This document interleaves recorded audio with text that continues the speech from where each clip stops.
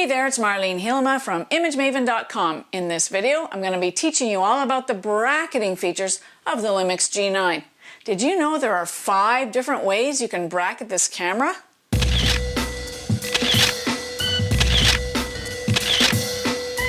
Welcome back, subscribers, and if this is your first time here, well, hey, thanks for checking me out. I teach photography, photo editing, a bit of lighting, and I'm a lover of Lumix cameras. Please subscribe so you don't miss any of my future videos. So what are the 5 ways you can bracket this camera? You can bracket your exposure, you can bracket your aperture, your f-stops, you can bracket your focus, you can bracket your white balance, and similar to that, you can bracket your color temperature. These automatic bracketing features are available in Intelligent Auto Mode, Program Mode, Aperture Priority Mode, Shutter Priority Mode, Manual Mode, and some of the creative filters. Let's have a closer look. So go into your menus and go on to page 5 of 5 in your camera setup menus and go into bracket type. And at the top we have exposure bracketing.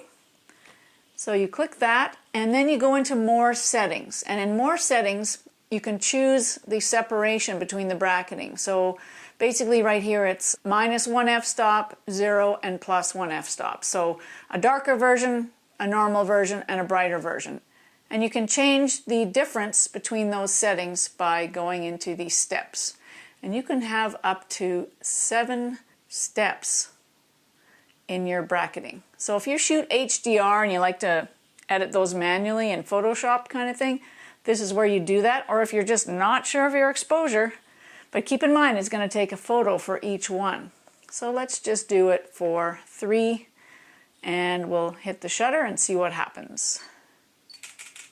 And you can hear it, 3 photos get taken. Okay, and that's all there is to it. When you play them back, there's the bright one, there's the normal one, there's the dark one. So you can see here -1, 0, +1. And our f-stop stays the same and our shutter speed is changing. And that's exposure bracketing. Okay, let's move down the list to aperture bracket or f-stop bracketing and go into more settings, and you can choose the image count. So basically these are photographed at 1 f-stop intervals. So you can have 3 photos, 5 photos, or you can do the full range of f-stops on your lens. But I'm just going to pick 3 for now. Going to start with f5.6 and take a photo. And it takes 3 photos in succession. Play them back. f8, f4, and f5.6. And you can see that our shutter speed also changed. So at f5.6 we started, it's 1/100th of a second. At f4 it's 200th of a second, and at f8 it's a 50th of a second.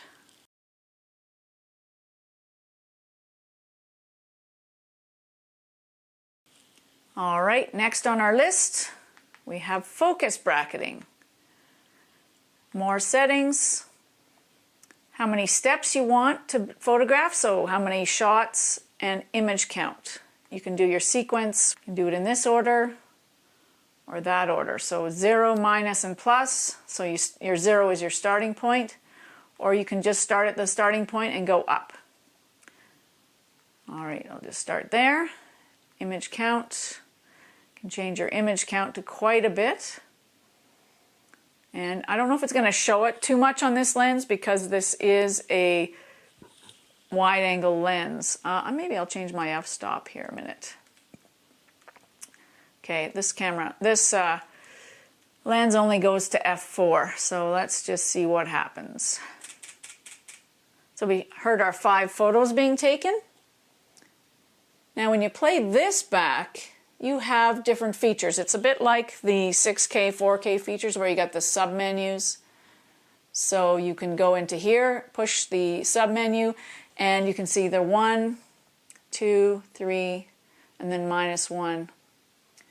So you can see the 0, 1, and 2, and then -2 and -1. All right, so that's focus bracketing. Now this would probably work better if you were farther away, like perhaps you had a landscape or even a portrait and you wanted to focus on different parts of people's facial features, the nose, the eyes, the chin, the ears, that kind of thing. Or if you had a landscape where you had things in the distance and you focus on different things in the distance. Now, of course, this is what you can use for manually doing focus stacking. But of course, this Lumix G9 does focus stacking in camera as well, and I do have a video about that, which you can check out.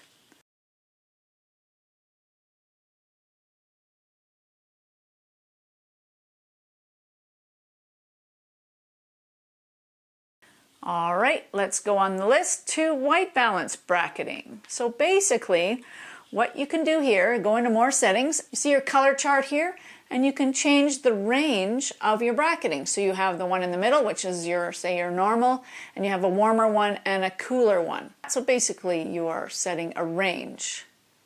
Plus and minus 5 we have there. So you take a picture, and notice it only took 1 frame. And this is the cool thing about the white balance bracketing. Let's play it back. Here's the normal one, here's the warm one, and here's the cool one. So in one click of the shutter, you get 3 different white balances. That's kind of cool. And lastly, we have color temperature bracketing. So to get into this menu, you have to actually change your white balance to degrees Kelvin. And another thing you have to do is when you are in the main settings, you have to actually preset a starting point. So right now it's 5500 Kelvin, and you can see the slider on the right side of the screen goes up to sort of shade and even warmer, and goes down to, you know, incandescent bulbs and candles.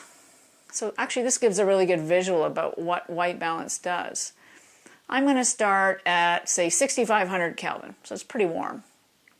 Go OK, go into our bracketing and go into more settings, and this is where you change the difference settings. So you have 3 photos and they're taken, in this case, 500 degrees Kelvin apart. There's my starting point that I preset. All right, and we'll take the shot. And again, 1 shutter click. Let's play it back. So here's our starting point, warmer and cooler. Now you're probably wondering if these are available for RAWs or JPEGs. Right now I have my camera set up for medium-sized JPEGs. And everything's available. If I put this into RAW, so let's change the quality to RAW, RAW right there. Let's go back into the bracketing. You'll notice when you shoot RAW files, the white balance and the color temperature bracketing are shut off. And that's because with RAW files, you have unlimited white balance selection. You have to make that choice when you're editing your RAW files in your software. The focus is available, the aperture bracketing is available, and the exposure bracketing is available. So if you're shooting in RAW, you don't have the ability to shoot white balance bracketing. What about in RAW plus JPEG? Let's try that. Go back in. Yeah, again, RAW plus JPEG also doesn't let you change the white balance bracketing. So it's only JPEG. There we go. That allows you access to all of the bracket types. And that's about all there is to it. So these bracketing modes are very practical, especially if you manually put together your HDR photos or your focus stacking, things like that. So they're very practical. If you do that kind of work though, make sure that you do use a tripod when you're doing these bracketing things.